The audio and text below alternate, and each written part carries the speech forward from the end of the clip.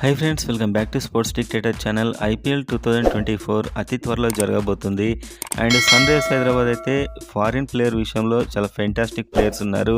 And domestic players విషయంలో మనకు తెలుసు ఆల్రెడీ ఎలా ఉన్నారు. అండ్ రీసెంట్ ఫామ్ కూడా కొందరిదైతే చాలా షాకింగ్గా ఉంది. చూసే ముందైతే IPL fans and Sunrisers Hyderabad fans ముఖ్యంగా వీడియోని ఒక లైక్ చేయండి. అండ్ ఎస్ఆర్హెచ్లో మీకు ఏ ప్లేయర్ ఇష్టం, డొమెస్టిక్ అంటే మన ఇండియన్ ప్లేయర్స్లో అనేది కామెంట్ చేయండి. అండ్ అదేవిధంగా సబ్స్క్రైబ్ చేసుకోండి. ఎస్ఆర్హెచ్ సంబంధించినటువంటి అప్డేట్స్ అన్నీ అండ్ ఐపీఎల్ కూడా మన ఛానల్లో ఉంటాయి. సో వీడియోలోకి వెళ్తే సన్ రైజర్స్ హైదరాబాద్ ప్లేయర్స్ మనకు లాస్ట్ టైం ఐపీఎల్ అయినప్పటి నుంచి ఇప్పటి వరకు కూడా మనకు రాహుల్ త్రిపాఠి ఎక్కడ కనిపించలేదు. ఏ ఇన్నింగ్స్ ఆడంగా అయితే మనకు ఎక్కడ కనిపించలేదు. సో మొత్తానికి ఇతని ఫామ్ పోయిన సీజన్లో కూడా బాగాలేదు. సో 8 కోట్ల పైన పెట్టుకున్నారు. సో ఇతడు ఖచ్చితంగా ఈసారి ఆడాల్సిందే. మనకు డొమెస్టిక్ ప్లేయర్స్లో ఇంపార్టెంట్ చిచ్చర పిడుగు లాంటి ప్లేయర్ ఇతను. సో ఫామ్లోకి వస్తేనే ఏమైనా ఛాన్సెస్ ఉంటాయి. అండ్ ఇంకొక ప్లేయర్ వాషింగ్టన్ సుందర్, ఇతడి పర్ఫార్మెన్స్ కూడా ప్రతిసారిలానే ఈసారి కూడా ఎక్కడ పెద్ద కనిపించలేదు. సో ఈసారి యాక్చువల్గా రిలీజ్ అవుతాడని పెద్ద ఎత్తున టాక్ వచ్చింది. కాకపోతే మళ్ళీ ఇతని రిటైన్ చేసుకున్నారు. చూద్దాం ఈసారి ఇంత డబ్బు పెట్టుకున్న ప్లేయర్ ఎలా పర్ఫామ్ చేస్తాడు.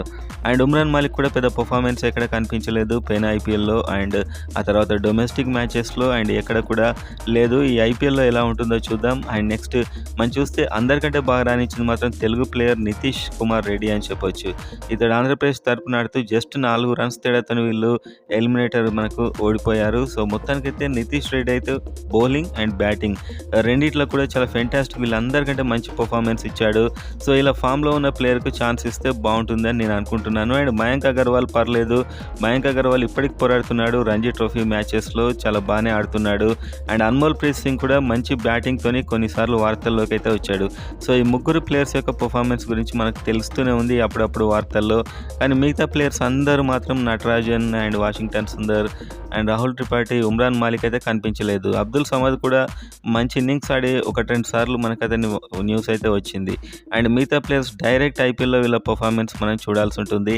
సో ఈసారి డొమెస్టిక్ ప్లేయర్స్లో మీ ఫేవరెట్ ఎవరో కామెంట్ అయితే చేయండి ఫ్రెండ్స్.